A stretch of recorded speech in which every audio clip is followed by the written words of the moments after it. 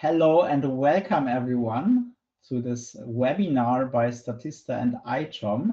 Wherever you are in the world, we are very happy that you join us today, whether it's morning, afternoon, or maybe even evening time for you. We of course have a packed agenda for you today. So my name is Lukas Kwetniewski from Statista, and I will be your host for the day. We have about 45 minutes.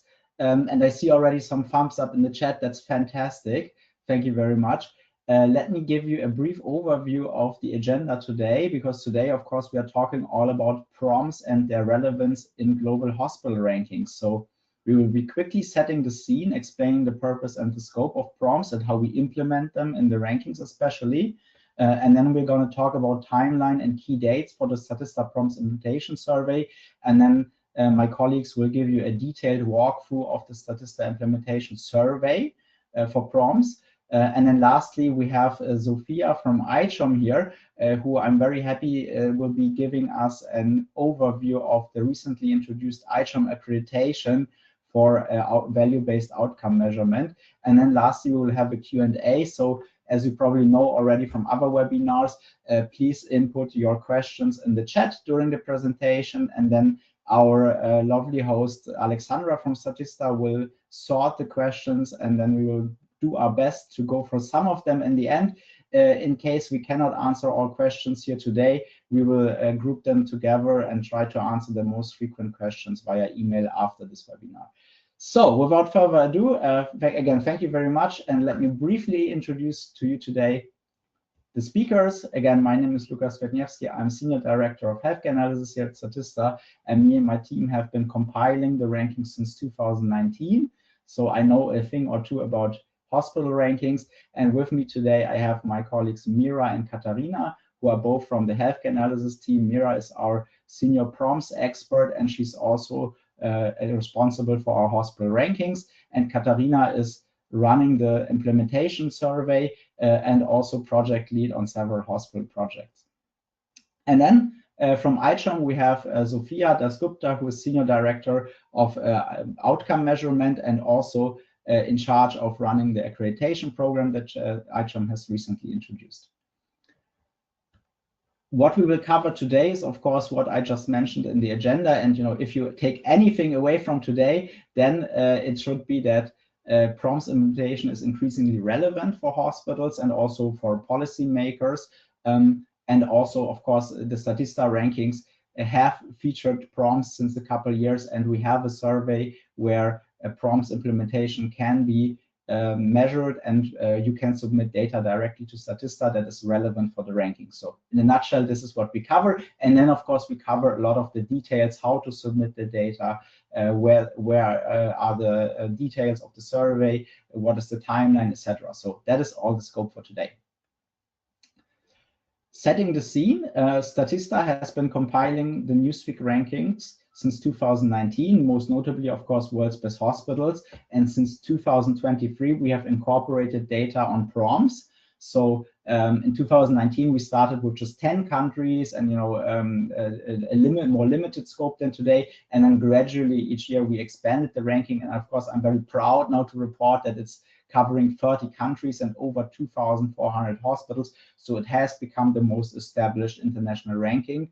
And we do that together with our trusted partner Newsweek, who also are contributing to this effort by hosting events, by promoting the rankings, by writing editorial articles. So this has been really a closely interlinked relationship. And this is, of course, what we see also from the response of the hospitals. So we get a lot of engagement from hospitals, also, of course, asking about the PROMs implementation survey. And that's also, of course, why we thought that it might be now the right time to host a webinar and answer some of the most frequent questions today.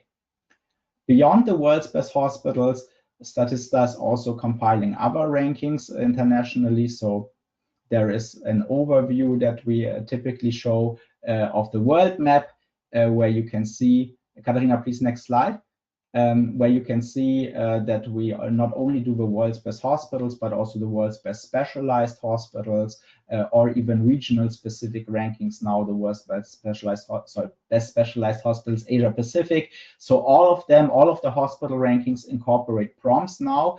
And the way we set this up is that you don't need to submit a survey individually for each ranking, but there is one prompt cycle each year, and then the data that you submit is valid for all of the rankings in 2026. Now moving on to the methodology. This is the world's best hospitals, and all of the rankings function in a similar way, even though, of course, the underlying data might be different and the scope might be different. In a nutshell, the rankings are based on 4 data pillars, and I will not go into each and every pillar today. Of course, we want to focus on prompts, but to give you a quick overview, the first pillar typically is a hospital recommendation survey. So that's where we ask medical professionals, what are the best hospitals in your country? What are the best hospitals worldwide? The second pillar is patient experience, of course, depending data availability. The third pillar is hospital quality metrics, so waiting times, infection rates, different outcome measures, the classical KPIs, if you will. And again, that depends on the availability on the country-specific data. And then the fourth pillar, this is what we focus on today, that is the PROMs implementation. And it's different than the other pillars because that's where a hospital can submit data directly to Statista. And that's where, of course, the hospitals also can directly let Statista know about a relevant pillar of the rankings. And of course, we are monitoring closely how many hospitals engage with the survey, how is the participation rate, and we will share some of those details later today. So now that I have set the scene, let me hand over to my colleague Mira, who will be giving you a bit more information specifically on prompts. Thank you, Lucas. I'll start by discussing the purpose and scope of prompts. So you can go to the next slide already. So what are prompts? Prompts, or patient-reported outcome measures, are defined as standardized, validated questionnaires that are filled out by patients that measure the perception of their functional well-being as well as their quality of life. The adoption of prompts in hospitals has been limited but steadily increasing over time. So we at Statista want to evaluate how hospitals implement these prompts in their respective institutions and launch our survey in collaboration with Newsweek every autumn. Each survey cycle has a grading scale that we use to reward points to hospitals based on the level of their PROMs implementation. The survey is free and open for participation to all hospitals. We cover 4 major areas of PROMs implementation measures, including the collection of PROMs, the measurement of PROMs, auditing and reporting, and optimization of care processes. And Katarina will walk you through the granular details of this in a later section. At the end of the survey cycle, we award grades and associated ribbons that recognize the implementation of PROMs for all the hospitals that completed the survey. You'll also get more information about this in January 2026, when we publish the world's best hospitals ranking. In order to make our survey even more data-driven and add credibility to our results, this year, we've made an emphasis on evaluating the validity of our data by asking hospitals for proof of reported results. This additional step ensures that hospitals are compared concretely and fairly when we measure them against each other. Our goal is to drive PROMs by evaluating hospitals on their specific PROMs implementation via this survey. We use this data as an important pillar in our global rankings. Next slide. Exactly. So we've seen that hospitals have had increasing interest and have been participating at a higher frequency. In the last cycle, 2/3 of all the top 250 hospitals participated in the survey, which was a 50% increase from the previous cycle. We expect this upward trend to continue in the current cycle as well as in future cycles.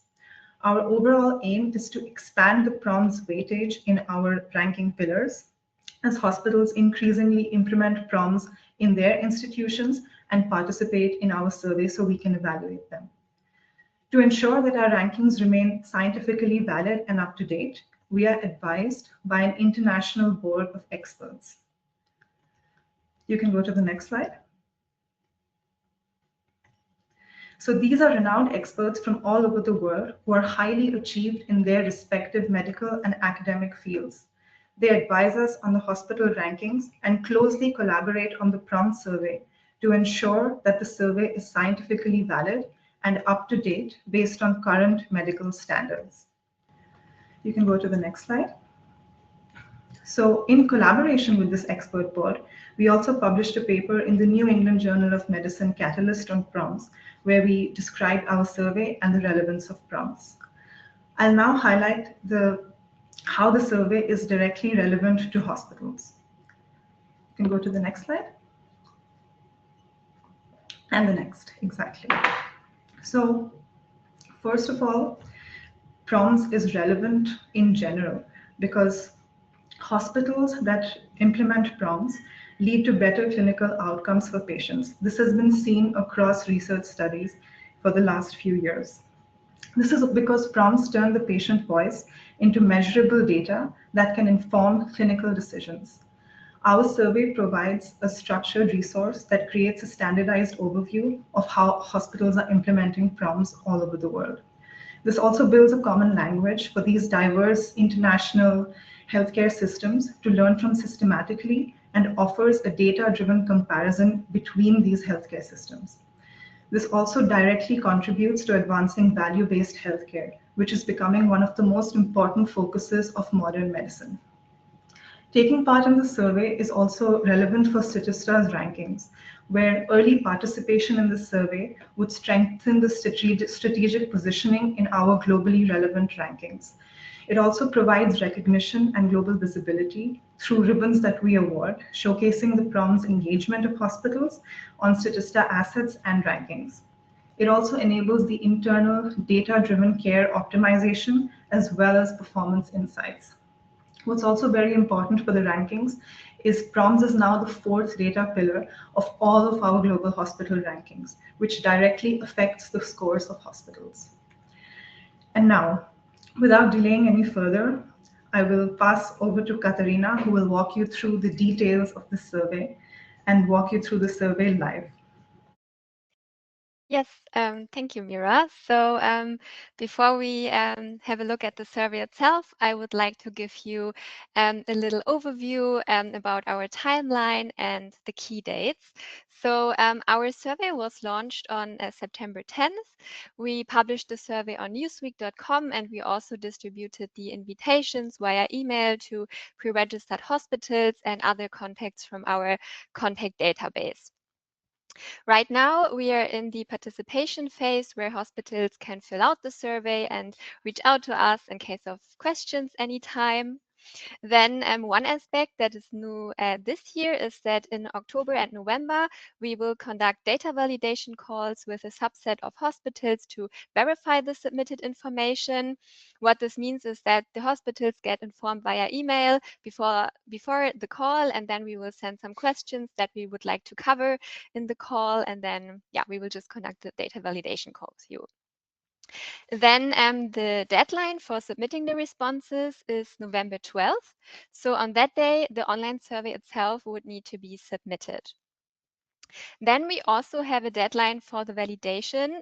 This is a really important step of hospitals where the senior management would need to confirm and approve the data. I will give you information on that more in the walkthrough, but basically it's just a short message that the senior management member would send to us, for example, the CEO, to confirm that we can use the data in our 2026 rankings.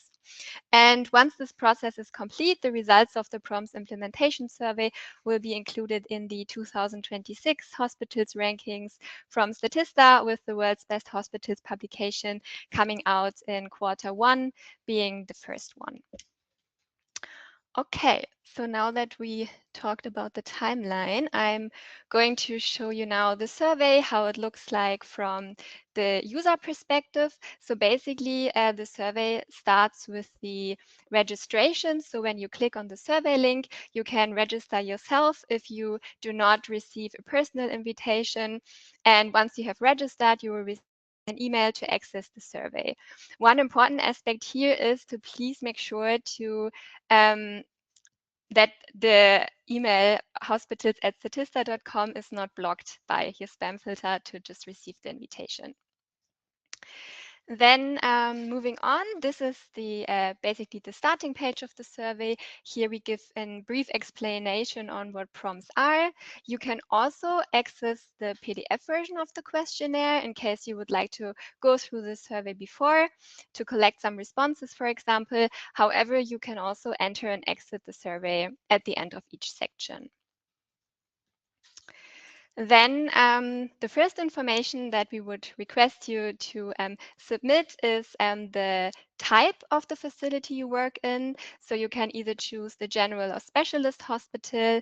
And then also one aspect that we have new in this year's edition of the survey is that you also have the option to state that you are a psychiatric hospital or a psychiatric department within a general hospital.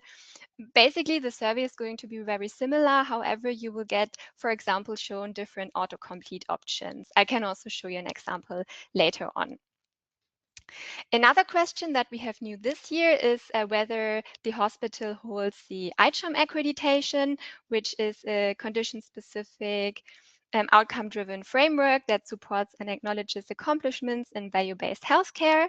And we have Sophia here, who is representing ICHOM today in this webinar, and she's going to go into more detail on the accreditation after the walkthrough.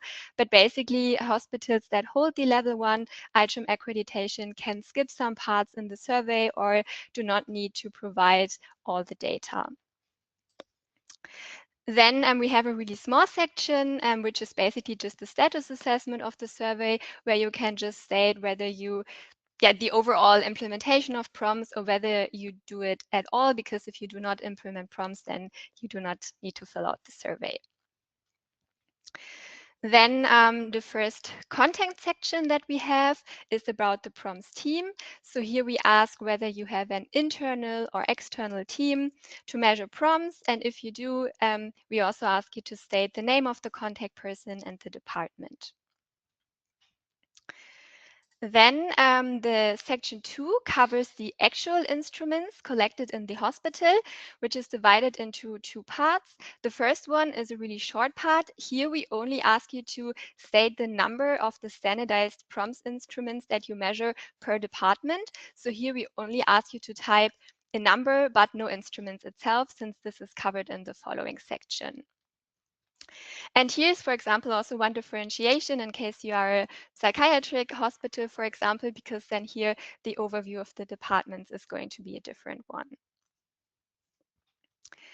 Then following on that, we are going to ask you to provide the number of the actual condition-specific prompts instruments.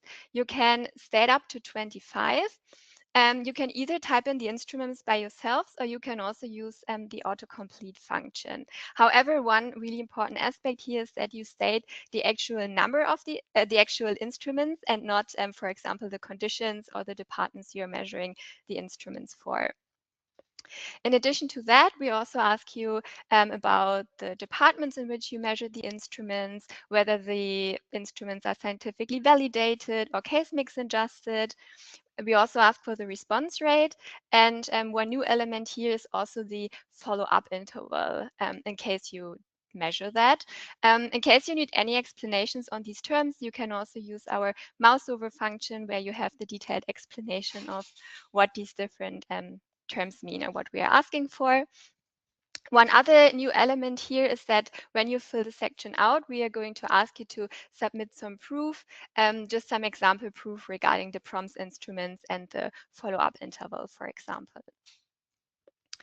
In case your hospital holds the ICHOM accreditation, you can skip part of this section, because when you measure the ICHOM accreditation, you are, for example, only asked to submit the prompts instruments that are not covered in the ICHOM set that is required for the level 1 accreditation. Then the following sections focus more on the reporting and the general usage of the collected prompts data, starting with the focus on internal reporting. We structured the sections in a way where we ask you first a general question. For example, are you reporting PROMs data internally within your hospital? And if you select yes, then you get shown several yes or no questions. For example, are you reporting PROMs data internally to clinicians or the hospital management or patients? This is also something we changed compared to last year's survey. Once you select the question with a yes, you're also asked to submit proof for every question you answered, which is also a new and really important element of this year's survey. So basically, it is important to note that failure to submit adequate proof documentation will result in 0 points awarded for the respective question. And this is probably one of our major changes this year. You have the option to choose either a document where you can upload up to 3 files or a link where you can just upload an exemplary link. Then the survey moves on from internal to the external reporting. This is the same structure as before. So you get shown the general question, whether you're reporting PROMs results to the public. And when you select yes, you have several options. For example, whether you report PROMs on the internet or in a scientific publication, or within an annual report, for example. And again, the provision of proof is mandatory for receiving the points of these questions. Then we have an auditing section, which is basically an essential step to verify the quality and the completeness and consistency of the collected data. Here, we also changed the structure of the survey a bit compared to last year, where you have first the option to state whether you are performing an internal or external auditing or both. And as before, we also ask you to submit proof documents. Then the last two sections are more about the actual usage of the collected PROMs data internally and externally. So this section starts with the question whether you use PROMs data to optimize care processes. Here you also have a free text option to elaborate, and again, the option to upload proof. Then we also ask further, for example, whether your PROMs data is implemented into clinical programs, or on an external basis, whether you use the data for research purposes or to contribute to value-based healthcare projects or outcome-based payment strategies, for example. At the end of this section, we also ask whether the data is used for internal comparison between departments or other locations, if you're on a hospital chain, and also whether you use it for external benchmarking purposes. The next section is basically a continuation of the previous one. So we have, again, two questions on the internal usage, whether you use PROMs data to support therapeutic decisions in real time, or whether you use it for shared decision making, for example. And then the section ends with the transformation of the data to external parties, for example, to an existing registry or the public authorities, such as the Ministry of Health, any other international registries, or, for example, medtech, pharma, and innovation initiatives. And again, whenever you answer a question with a yes, we ask you to upload some proof documents. Okay, that was the content section of the survey. At the end, we also ask you to submit some information regarding a contact person in case we have any further questions or any follow-up questions. And then the last very important part of the survey that I also mentioned before is the validation by the senior management, which is basically to confirm that all the data you submitted can be used in all our hospital rankings in 2026, and also in an anonymized and aggregated way for research purposes. So basically, we ask you once again to confirm that the data is accurate by yourself and also by a senior management member, which could, for example, be a CEO or a medical director or a director of a quality department. Basically, the senior management member has two different ways to validate the responses. So you can either write us an email to our hospitals@statista.com email address by November 15th, or you can simply click on this validation form, which you can download and fill out and then upload directly in the survey. So then you don't have to submit anything afterwards. Yes, this is the end of the walkthrough. If you have any questions to the main changes, for example, this year, please feel free to ask them in the QA part at the end of the webinar. And you can also reach out to email to us anytime. And yes, regarding the incorporation of the ICHOM accreditation, I would now pass over to Sophia, who will go through that in more detail.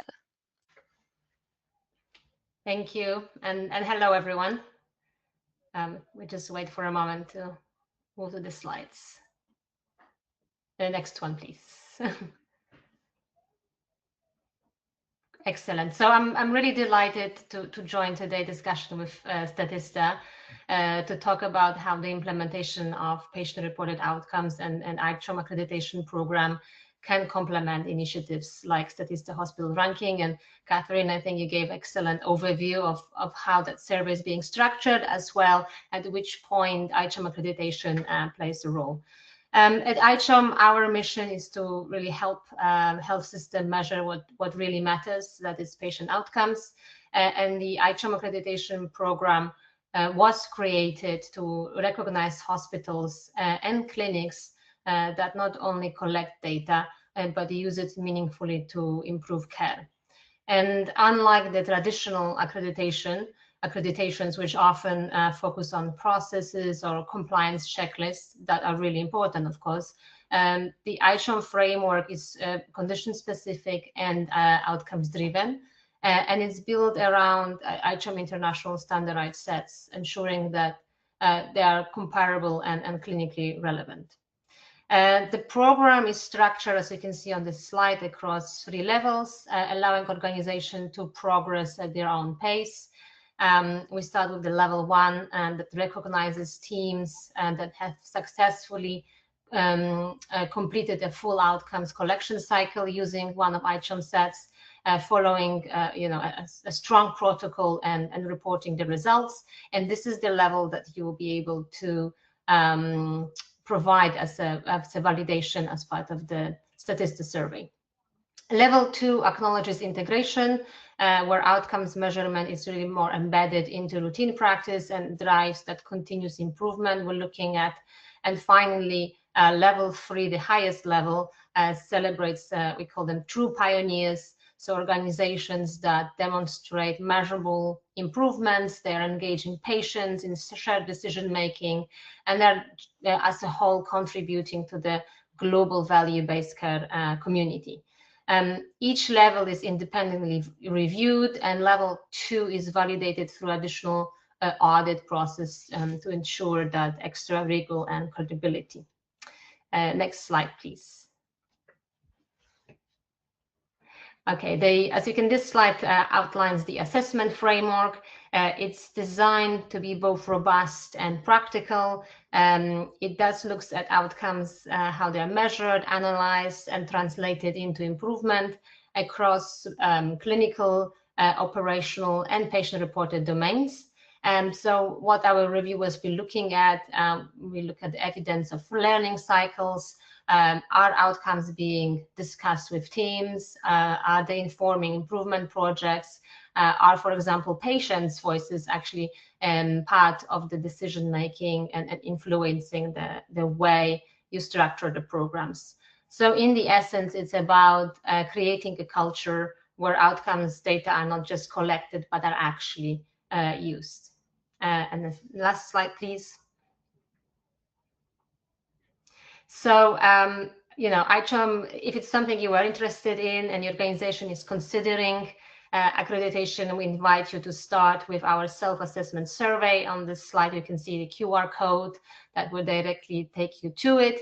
It's a quick, no-commitment survey that will just tell us what next steps would look like for your institution based on where you are in your value-based healthcare journey. We work with trusted global partners, so and to ensure that we have good consistency and delivery. And of course, you can always reach out as well directly to our team. So I really look forward to the discussion that we're going to have now, and to the questions, hopefully, from the audience. I hope you can see that ICHOM accreditation is just very much more than just a certificate. We hope you build it as joining a community for hospitals that are really committed to measure improvement, but as well thinking about transparency in regards of outcomes that matter to patients. And I really think when combining these tools with our accreditation with Statista hospital ranking, it does create a very powerful way to align recognition with actual real impact and that we all are looking for. So thank you so much, and looking forward to the discussion.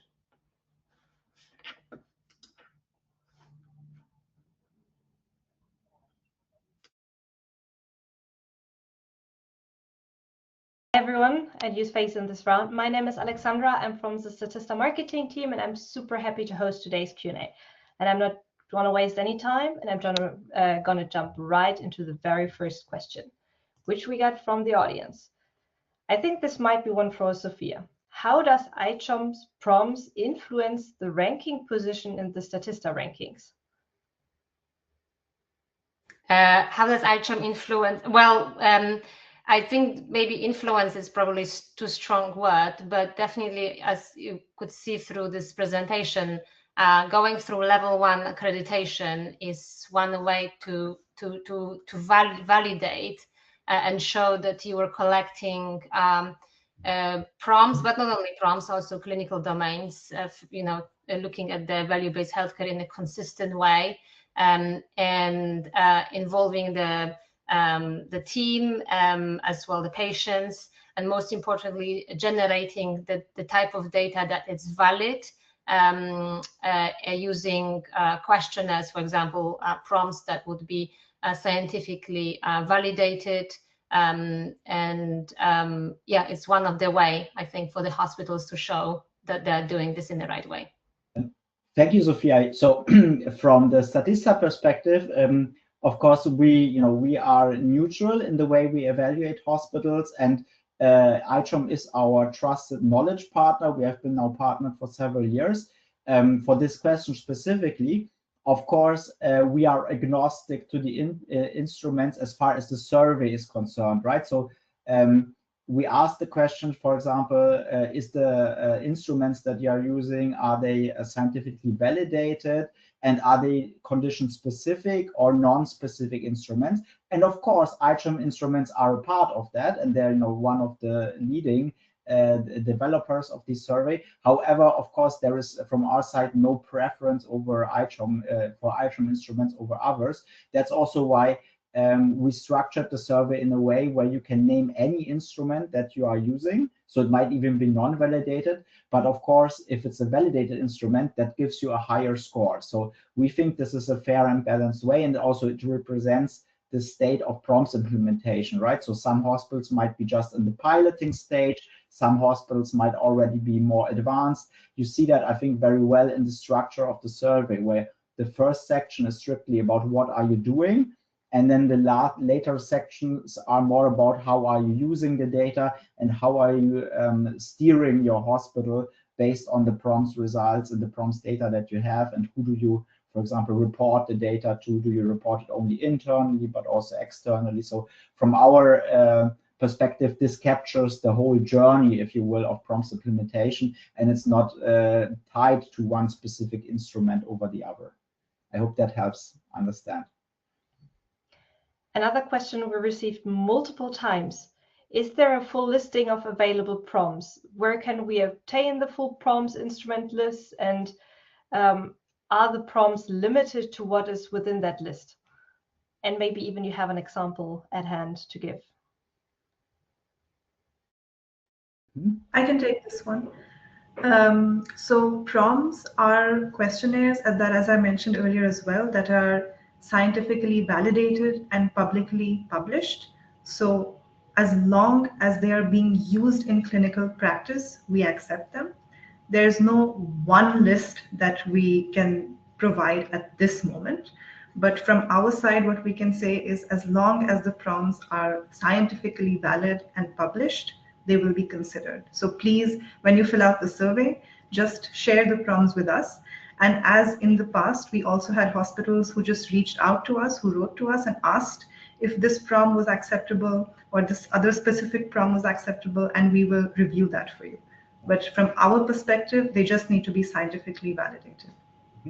And as a general guidance, we have a pretty comprehensive autocomplete in the survey. So if you start typing in your instrument, you already get a suggestion, as Katarina showed today, for the already established instrument that you might be thinking of. So if the instrument is already in the drop-down list, then it will score towards the survey. And again, you know, as Mira mentioned, if you have some other instrument where maybe we don't have it in the list yet, which by now is pretty unlikely, to be honest, but it's possible, of course, then please contact us or just submit it via the survey, and we will review each of those submissions.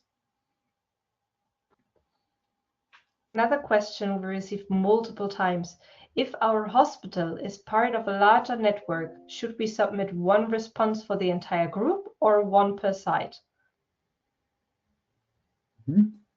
So our survey is based on the individual hospital sites, because it might, of course, be a huge difference in terms of what is the hospital implementing and how many patients are they reaching. You know, it might even be different departments at different locations. So typically what we see is that larger hospital groups might have one coordinator who is replying for multiple locations, and that is absolutely possible. You can give the same contact person for multiple locations. But let's say you have 5 hospitals or 5 locations of your hospital chain, then you would need to submit 5 surveys. And of course, that also makes sense from a ranking perspective, because the overarching principle also for the rankings is that you are evaluated as an individual location. So each of those 5 hospitals would have a ranking position, and that also means that you need a separate data submission from that perspective. Typically, there is no issues with that from the hospital side. It's more a matter of who's coordinating and who's responsible for the submissions. Our recommendation is, if you are in such a situation, to have one central person who's coordinating that across multiple locations. Right, because also that is typically one of the questions that we get if you don't have a central coordinator. That would be, for example, you know, what did the other locations submit, or you know, who answered the survey from the different hospital branches, and that way you can already centralize that, and it makes the process effective.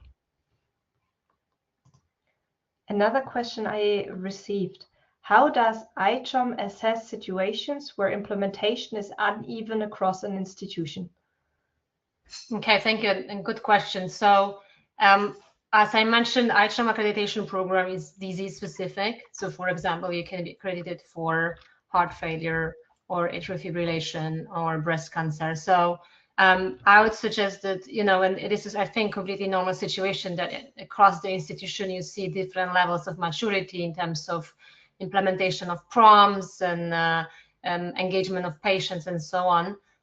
But my recommendation would be that you start with the site or the clinic that is the most mature, ready to go, has that at least one cycle of collection at the baseline and the follow-up, and then take it from there. But it's not necessary for the whole institution to be ready to go with everything.